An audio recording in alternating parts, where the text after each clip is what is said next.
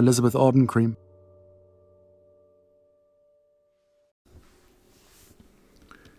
This one's wife, 6 years later, and still she won't let it go. Hello, I'm H.G. Tudor. It's a common misconception that people believe that narcissists hold long-term grudges. It's understandable that they form this view because narcissists will often keep bringing up things that have happened in the past again and again and again. This gives the impression, albeit misrepresentative, that the narcissist has this deep-seated grudge in relation to something which had happened in the past.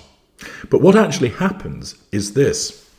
Because of compartmentalization, as soon as something has happened, it's done, it's dealt with, it's gone. It's evaporated into the ether, it's fallen off the cliff.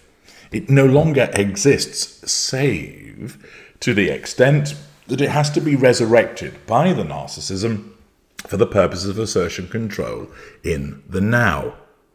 Thus, let us say that you forgot the birthday of the narcissist. This wounds the narcissist. The narcissist makes a big brouhaha and song and dance about it.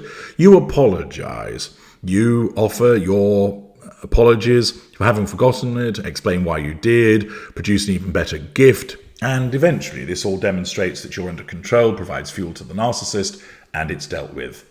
They've got the control. Remember, it's not about specifically you forgetting the birthday, it's about what it represents, the threat to control.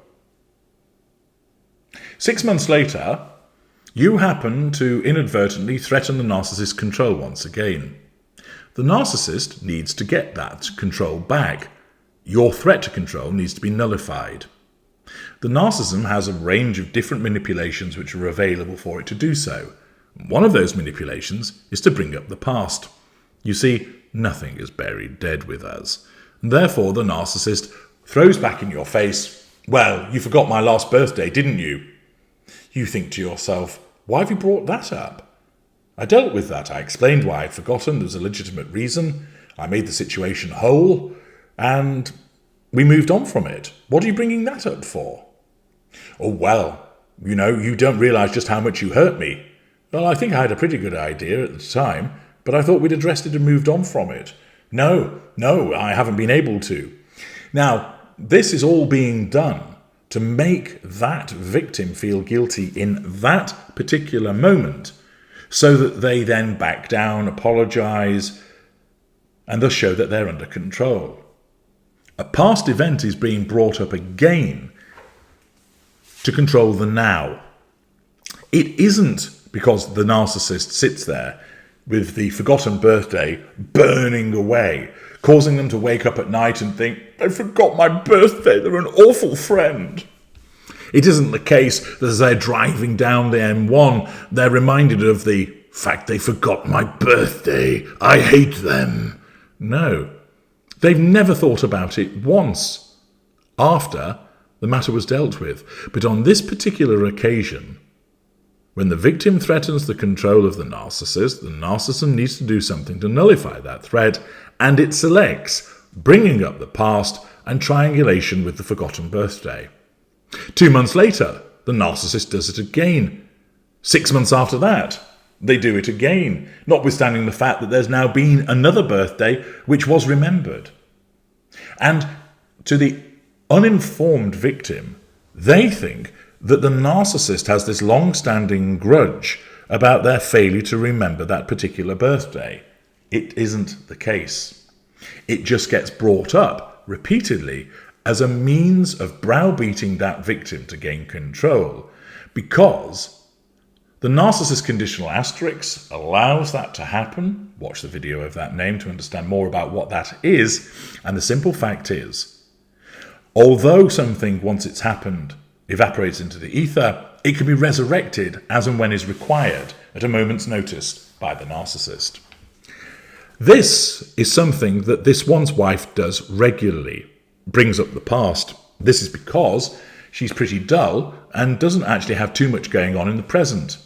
And therefore she's at it again. This time in relation to something which happened 6 years ago.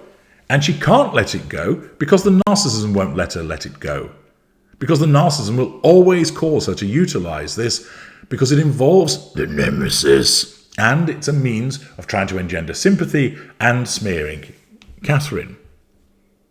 GOTV with Eloise Wells-Morin tells us Kate Middleton demand that made this one's wife tear up on special day.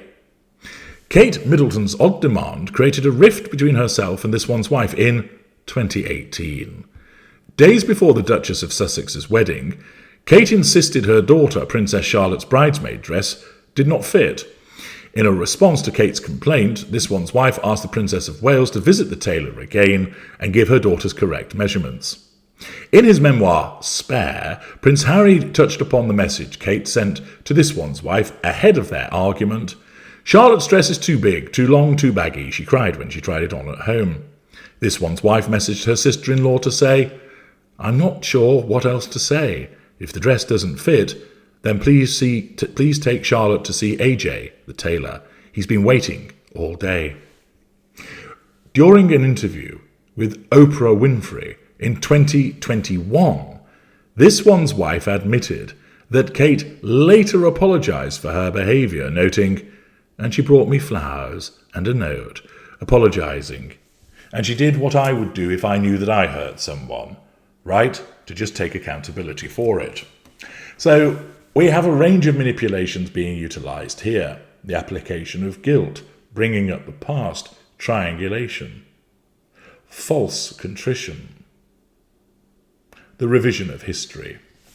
All of these things being done by this one's wife's narcissism to utilise an event that took place in 2018 and then referencing also an interview in 2021, painting Kate in a poor light, managing the facade of this one's wife to suggest that she's a kind and decent human being because, after all, she was the one that was wronged and Kate simply did what she would have done to take accountability for her behaviour, which we all know is not something that this one's wife does because her narcissism doesn't allow it.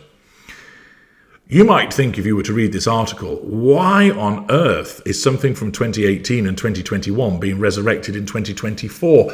Something that we've heard so many times. Why does she keep banging on about this? And it's simply this. She needs to assert control over the readership. She needs to assert control over the Princess of Wales. And her narcissism selects bringing up events from the past in order to achieve that. It is a compartmentalised form of manipulation being acted out once again by this one's wife. And if you didn't know she was a narcissist, you would think that she has this grudge and she can't let it go. But as I've explained, it's actually a device utilised by her narcissism to manipulate in order to get what she requires. I'm H.G. Tudor. Thank you for listening.